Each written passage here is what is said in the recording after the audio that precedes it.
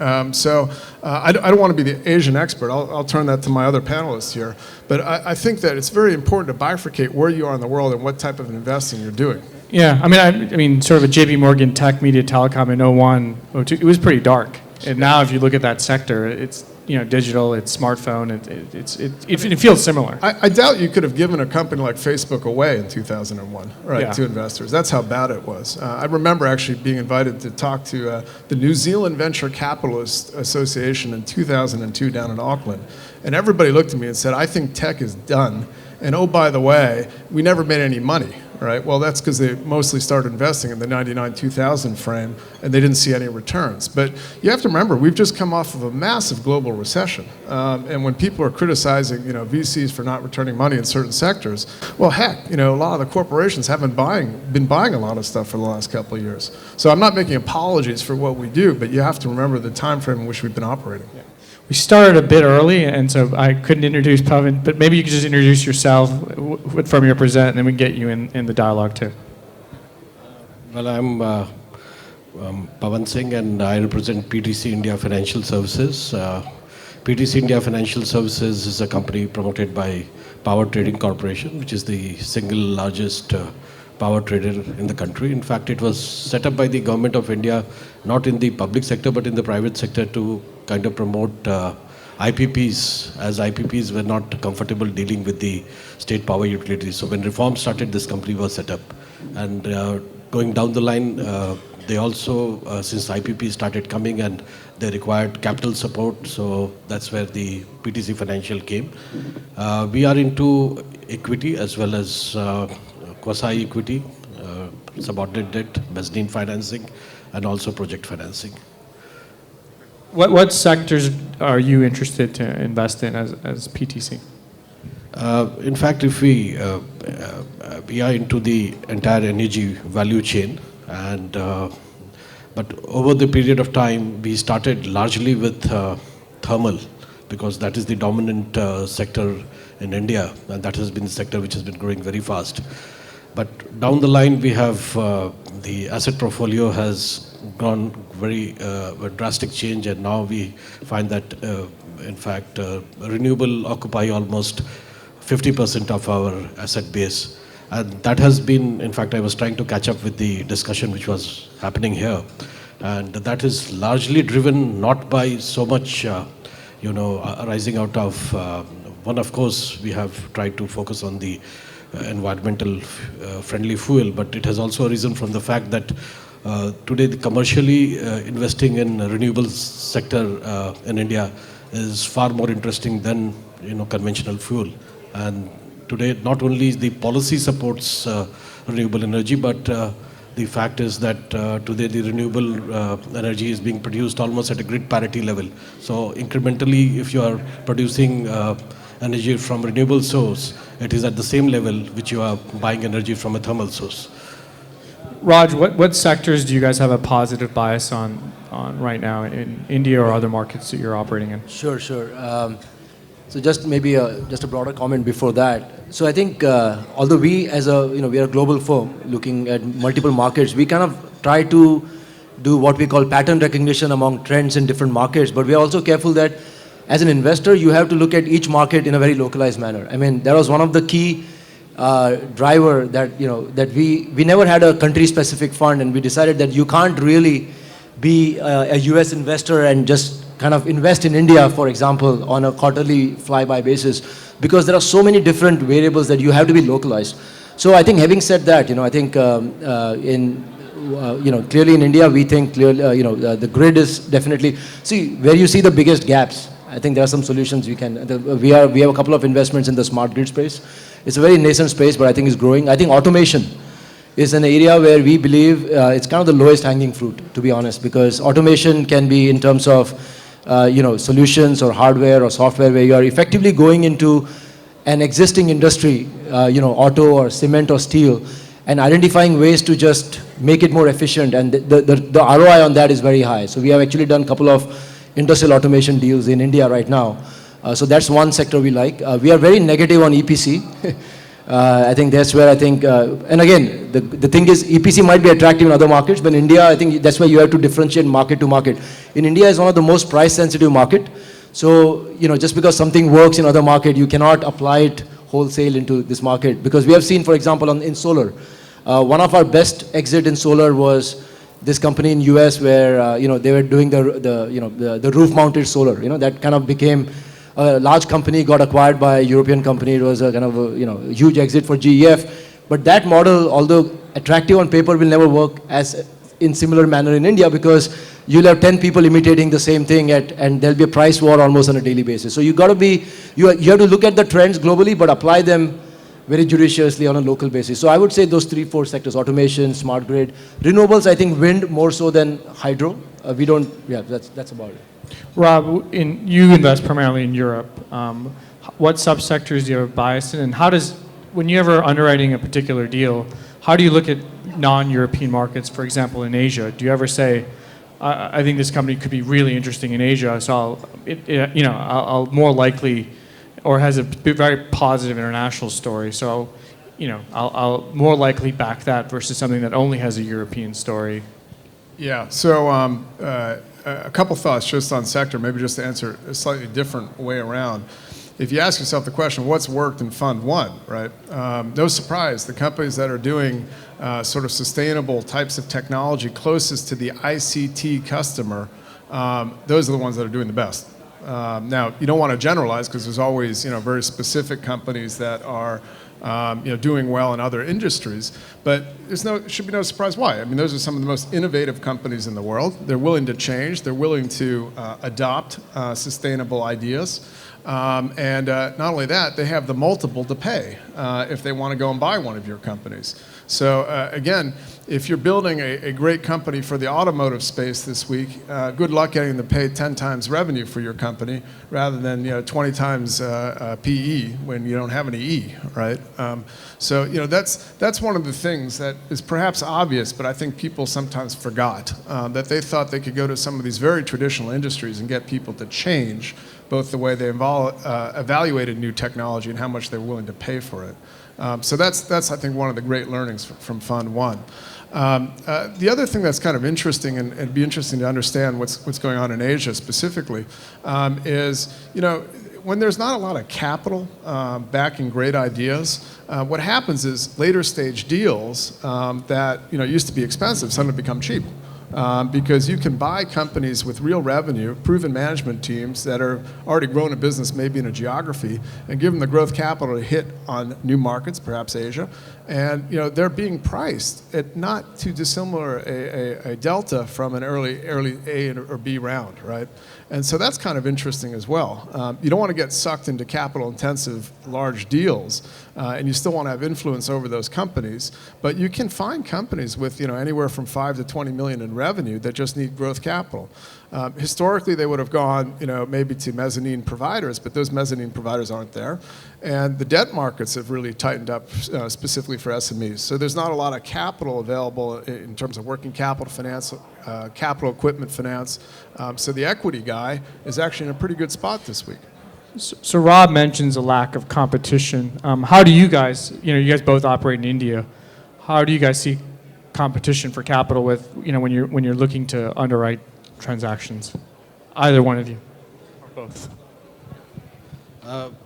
In fact, the way things are unfolding in India, because equity capital is going to be, in fact, a very important requirement, particularly in the clean energy space and renewable space, because the major expansion is now about to take off in the country.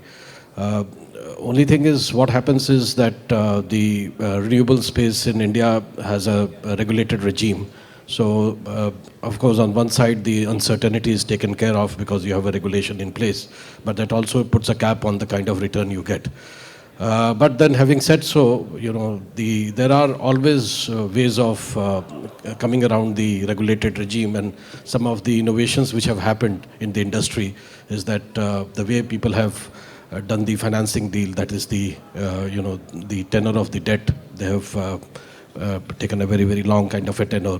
There have been cases where existing assets have been bought out at a fairly leveraged deal. So there also, these have been the ways of maximizing. So probably there are the areas where a lot of opportunities are going to happen and a lot of expansion, because all said and done, India has scales. So the kind of scales which would happen, because India would be, we were having discussions in the previous panels, and we were talking about countries having capacity of 25,000 megawatt, that is 2,000 gigawatts kind of a capacity, 200 gigawatt kind of a capacity.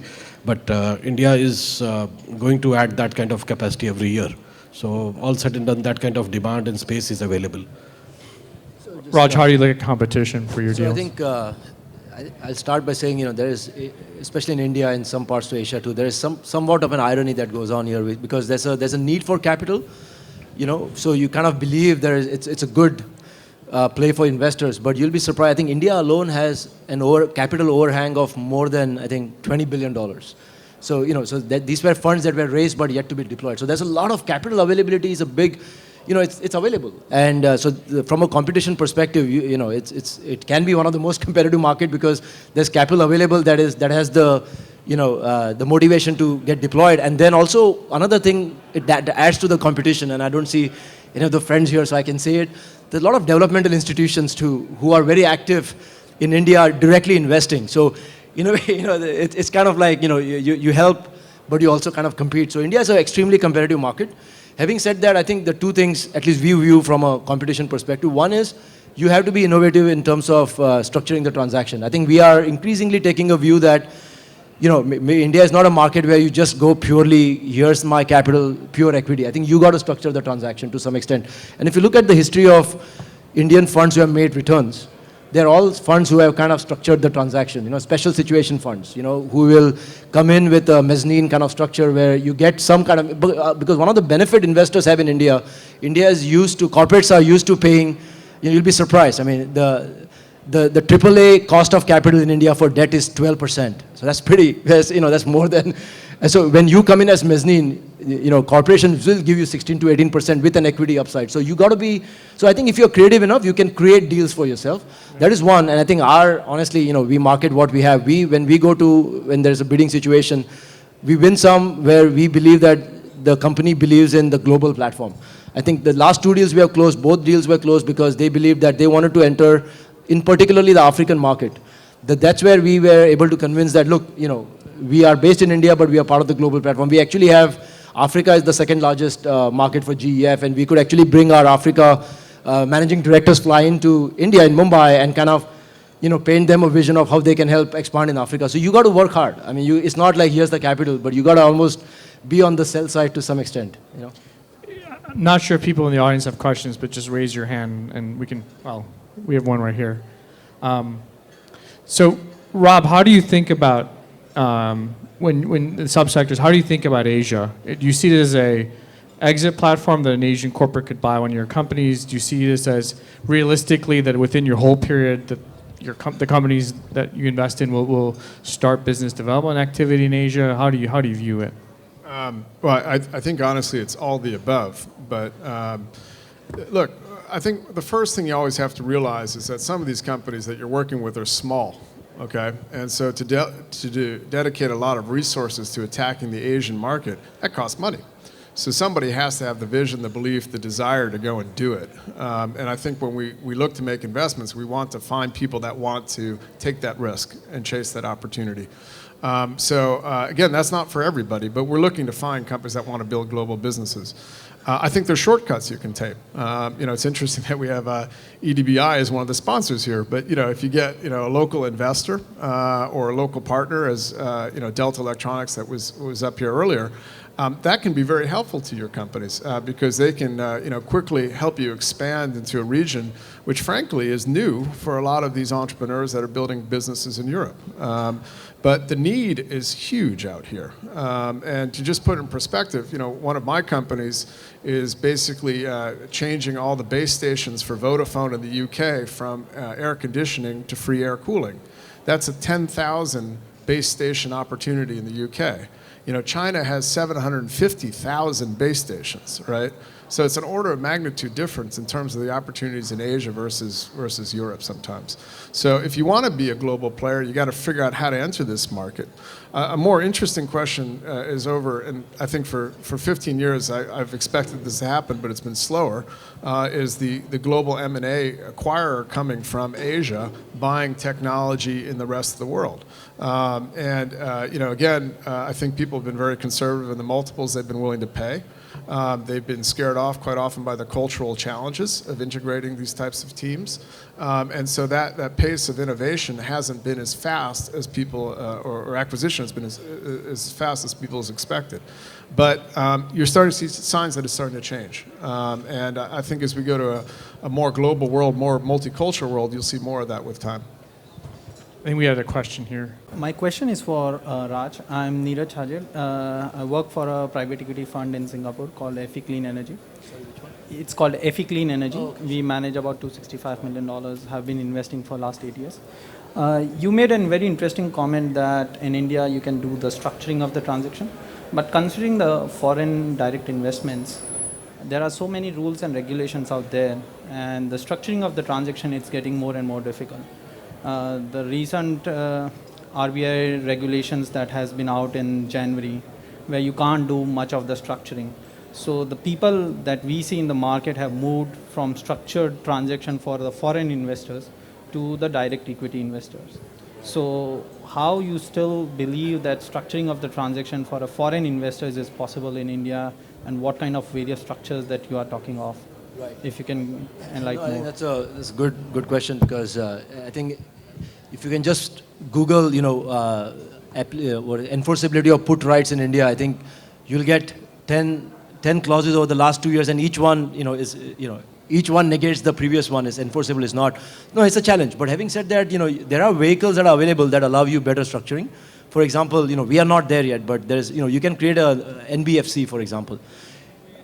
NBFC allows you non-banking financial. It allows you a lot of flexibility to create structuring where you can actually use the non-convertible debentures. So I think, again, you have to work extra hard. But for the fund, creating a separate fund put together for an India, right, which is investing in Asia or global, it's very difficult. So it's only for a corporate who can create an NBFC or like a PTC Financial, they can create an NBFC and raise money outside and then invest. But for a fund, in India, I feel that investing into straight equity or some very common convertible, there are no other options to invest. The only one thing I can offer to that, and again, don't quote me to the RBI here, but I think as Rob mentioned, a lot of the companies we look at are not purely Indian companies. Even, I like the word called micro multinationals. Even the smallest companies, in fact, our smallest company had 60% of the revenues from outside of India last year. So my point is, structuring does not have to be done only in India. So we are looking at a company which has almost a larger, if not even larger business outside of India in Eastern Europe, because when the Eastern Europe is going through a government privatization, they acquired a huge asset in Poland, and that has become the trigger to go into other markets. So again, there's nothing that stops you from being creative in investing in different subsidiaries of the company, right? So there are many ways to do it, but that's one of them. Can I add to? See, what happens is that of late, because India was going through a lot of ups and downs on the foreign exchange front. So a lot of policies have come which have arisen out of sudden reaction. And it's good that some kind of a policy advocacy is done, because it's not that if some decision has been taken by the government, it's not that it becomes sacrosanct. There have been a lot of changes as and when the situation has arisen. So now the situation is different from what the situation was about 4 months back. And maybe 4 months henceforth the situation will be different. So probably some kind of policy advocacy, some changes can happen. This can be tweaked. It's not for everlasting kind of a thing. I don't know how many entrepreneurs or early stage companies we have in the audience, but one of the things that I'm curious to understand from all three of you, because I don't think any of you really do very early seed investing.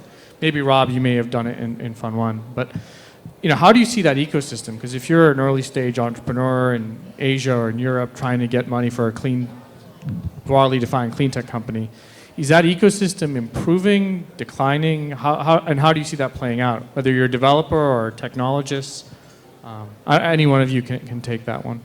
Well, I mean, it is a problem in certain places in the world. And again, to compare and contrast, and I'll speak to the rest of the world and allow the experts here in Asia to comment. But I mean, if you're in Silicon Valley this week, there are so many angel funds and so many successful entrepreneurs that are not just giving back, but they think they're making their next billion. It's pretty easy to get angel funded in that part of the world. If you move to a place like the UK or Europe, that type of investor is not as easy to find. I like to say when people make their billion in the UK or in Europe in general, they all hide and run away to Monaco and try to avoid tax, right? And they don't have the same sense of celebrating success and holding these people up as poster children. And I think that as a result, they don't quite give back in the same way to the next generation. But there is seed funding available in Europe. A lot of it comes from tax advantage funds, from quasi-government entities, from people that, like the corporates, are playing more and more actively, in specific sectors. So I think there is seed funding available in those parts of the world, but you're going to have to be cleverer to go and access it because it's not the panacea of before perhaps the financial crisis. So it's interesting. I think I started actually my career for the first 4 years. This back out 12 years ago. I was really into I was working for a seed fund in the U.S. And it was in a classic seed where our job was to go to universities and work with professors to commercialize technology. So I think that level, if this was like 12 years ago, I don't think India is anything, Asia, I think that infrastructure is not developed. I can make one observation though. If I see the developed markets, the seed funding, all that angel market developed because there was a good collaboration between the universities and the corporations. If you look at all the startups that came in Silicon Valley, I mean, you can almost draw a branch tree to Stanford or like 1 or 2 companies and 1 or 2 institutions, and then everything kind of sprung from there. So I think that ecosystem is missing. But having said that, it's starting to come about. And I think we have Infused Ventures here. Daniel just spoke. That's a collaboration with the University of, I think IIT or IIM, right? IIM. So I think, see, that's happening, but it's not to the scale what I saw 12 years ago in the US. So that layer is missing, the angel investment, but it's a start. So I'm making an assumption that you invest in more capital-intensive businesses like power development or potentially. And if you're a developer starting out, how are you getting your first, for a renewable energy developer? How is access to capital for a startup in India easy or difficult on renewable generation side? In fact, renewable energy, as I said, in fact, today occupies, it's a place where, in fact, it has very little risk and very definite kind of return. So this is a sector where I think, and where the conventional energy, particularly thermal, is facing a lot of issues on environmental front and also because of power purchases not happening because of the sheer scale involved. Renewable provides for a very good window and opportunity for both debt and equity.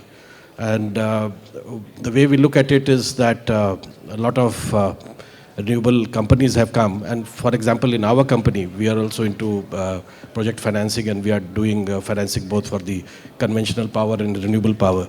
So the cost of capital for renewable is slightly less than what we do for the conventional power. That's primarily not arising from the fact that it's environmental, but it's also from the fact that because of the competition involved in lending to renewable sector, that we have to remain competitive.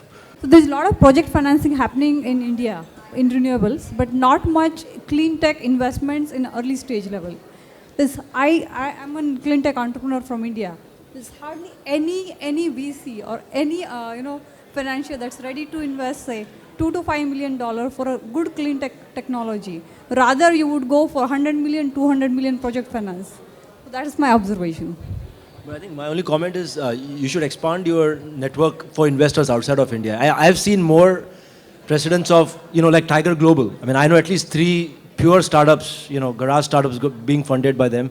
So I think you have to, again, if you're narrowing it down to Indian investors investing in Indian clean tech, I think you are almost carving it too narrow. You got to expand the investor network. Yeah. That's right. One thing, Rob, that you mentioned that I found intriguing, and the way we've defined it is in our sort of clean resources strategy is sort of ag, water, energy. and you can define it in many other ways, but ultimately what we see as a common thread is the role of government, both from R&D, pricing, offtake, receivable, and frankly, we have a bias against that, just because, and so how, in Europe, there's been a lot of issues around renewables and government pricing around feed-in tariffs. And how are you viewing, and I'd love to get, Raj and Pawan in this as well, because how do you view government, whether it's in the startup you're investing in or in the ultimate, ecosystem of how are you viewing political risk and government in the sectors you're looking at? Well, I mean, it's obviously a big deal, and it should influence the type of investments that you make, as you were saying. So, we don't do very much renewable investing. We're much more interested, instead of on the supply of energy, maybe looking at the demand for it and trying to figure out a way to use more energy more efficiently. So you can cut out certain types of investments that are perhaps too close to government. I would say that on a relative basis, Europe is a much better place in terms of government support than lots of other places in the world, because it doesn't matter whether you're the right of the aisle or the left of the aisle in Europe in terms of your political views, you're generally greener than your average politician in the United States this week, right? Now, what's happening in the United States is you have a huge bifurcation. You got the Republicans, that are trying to get rid of everything, and you got, liberal Democrats that are, trying to save the world, and very little is happening in terms of, sort of consistent political support. Okay. I think what the Europeans have done is pretty smart, is that they've backed some very basic, institutes. They've given research grants. They've done that kind of thing. But again, I've avoided places like, where you could see the subsidies get cut. But again, that's up to the individual fund, I think, ultimately. Again, in Asia, it's probably a mixed bag depending on where you are. But over to you guys. No, I tend to agree, but and Sanjeev, I think we kind of have the same bias. Not, we'll never have investment thesis based on a direct government policy. But having said that, I don't think it can be ignored. In the sense, it does give you scale. I'll give you one industry as an example, not just from India, but global. That's an industry we have been very active globally, and you can make your assumptions about that industry as all the positives and the negatives of associations with the government. That's waste management. So we have been very active in waste management in US, in emerging markets like Latin America. But what we do is we cannot ignore the fact that some sectors are dependent on government policies, and they are. But where in the value chain can we play? So, for example, when I look at waste management in India, as we are looking right now, we are not going to do a municipal waste management transaction, because although it might benefit from the government policies, but it has too much of the collateral of being associated directly as a customer. We are looking at companies that provide, almost like the arms providers, picks and shovels. We are looking at companies that provide specialized vehicles to the industrial clients who may use it for other purposes. So you're kind of one step removed from the direct interaction with the government, but you still benefit from the policies. So I'm trying to bring a subtle distinction here. Because if you just say we will not, then I think you're excluding some large sectors like water treatment and waste management, which are core to our thesis. So I just want to add a comment. And it's along the lines of both what you're saying. Governments can actually be very helpful and very, consistent in terms of their policies that can really benefit us. And I'll give you a very specific example. Is we have an investment in a software company that's allowing you to track your environmental health and safety compliance up and down your supply chain. And for very good reason, after what's happened in Bangladesh or factories in China, a lot of governments have tightened up their sort of restrictions or constraints on the multinationals. And guess what? We saw a lot of software this week to CFOs that want to stay out of jail. And so again, that's an example of basically governments helping our business models. So it's not just sort of informal R&D. There's very specific programs that they can put in place that can really help you do well, I think, as a financier. Do we have any more questions here? I think we have about 5 or 10 minutes, but I'll start wrapping it up. I guess, Raj, you mentioned sort of pattern recognition across markets, and I'd be curious to get Rob's take on this as well. Are you seeing any secular trends, for example, distributed generation, that is across markets, whether it's in the US or in Africa or in Asia or in Europe, that, regardless of local political issues or regulatory themes, within cleantech, are you seeing any secular trends that are, geographically agnostic? I think there's one sector we are looking at. I mean, I don't know how much that qualifies, but I think it's an interesting sector, which is in the, it comes under the acronym of TIC, the Testing, Inspection, Certification. So if you look at, there are three big boys who own that space globally, right? The SGS, Bureau Veritas, Intertek, they're kind of the global players. But what happens is, as all these economies get connected to the world, right? The testing, inspection, certification is something that is become very prevalent everywhere. So we think, and the beauty of that sector is, even though it's important, because any company that wishes to sell to say US or whatever has to follow the standards. If you look at the news of all the FDA issues, or a lot of pharmaceuticals companies in India have been shut down because they don't comply. So I think the testing is going to be one of the key areas. So we are looking at that as one of the themes, because that can be applied across all the emerging markets. But every company needs to have local certifications. So that creates an inefficiency and an opportunity for investors. So just to be clear, so what we are seeing is, we know that this sector is important. We know that it's not easy to build it from ground up, because you need local players who have the accreditations to build up. So clearly, it's a buy versus build. So when the big guys come in, we are already seeing, I think last year alone, there were about 15 to 16 M&A transactions that happened. And this is a fact in that sector, globally. So that's one theme. Yeah, I mean, I think we see testing and traceability broadly. Rob, are you seeing anything where it's happening in the US, it's happening in Europe, it's happening in Asia? So I think there's one big trend that's coming that's going to support all of us, and also the entrepreneurs in this room. If you look at my alma mater, which is Harvard, okay, Harvard has just put somebody in the Harvard Management Office, which runs Harvard's billions of dollars, okay, whose responsibility is ESG compliance. They've never had that person, all right? There's, I think, 2 universities now in the United States, perhaps the number is growing, that have forced their endowments to divest from big oil. Now, one can debate whether that's a good idea or a bad idea, but there is a big sort of push now to make sustainable investing, I think, an important criteria, not just sort of checking the box, right, but actual people doing something about putting dollars work behind some of these ideas. And that's a big change, and that's going to happen, I think, at an accelerated rate, and it's going to be good news for folks like us. But it takes time, so don't expect it to happen momentarily. In sort of what you're financing at PTC, is ESG a topic of, as Rob was saying, is that an important area for these project developers or infrastructure developers or anywhere in the value chain? Is that happening at the ground level in India? See, what happens is that since we also have to raise a lot of capital, whole thing has started not so much of because of the government regulation in India, but since a lot of finance has to be raised out of DFI, so we have to follow the policies of DFI as far as the ESG is concerned. So we are a ESG compliant company, and since we are an ESG compliant company, so the further lending we do, we ensure that our clients also are ESG compliant. So, and then there are the compliance standards of some of the DFIs like IFC and DEG are pretty stiff. They go much beyond in fact, environmental norms. They go to the extent of, what kind of labor is employed, whether on, the transmission line is going through an area where, it doesn't fall in the route of the birds flying and all that. So it's pretty stiff kind of a compliance standard. So we are ensuring it not only for, ourselves, but we are also ensuring it for whosoever is borrowing capital from us. Before we wrap up, do we have any questions from the audience? It's your last chance. Well, I want to thank the panel today for being here, and it's been a great panel. And thank you in particular, Rob. You kind of stepped in last minute. I wanted to get a non sort of Asian angle, and thank you very much.